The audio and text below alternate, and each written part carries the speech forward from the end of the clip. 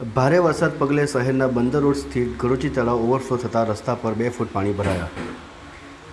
છેલ્લા 48 કલાકથી વધુના સમયથી વલસાડ તાલુકામાં પડી રહેલા મુશળધાર વરસાદ પગલે વલસાડના નીચાણવાળા વિસ્તારોમાં વરસાદી પાણી ભરાવાના શરૂ થઈ ગયા છે, જેમાં છીપવાડ, ભાગડાવાડા, ધોબી તળાવ, કાશ્મીરનગર, બંદર રોડ, ભાગડા ખુર્દા જેવા ગામોની અંદર વરસાદી પાણી ભરાયા છે. ત્યારે ભારે વરસાદ પગલે શહેરના બંદર રોડ પાસે આવેલા ધરુચી તળાવ ઓવરફ્લો થતાં ઓમકારેશ્વર મંદિર પરિસર રોડ સુધી 2 ફૂટ જેટલો પાણી ભરાઈ જતાં રસ્તો પાણીમાં ગરકાવ થઈ જવા પામ્યો છે.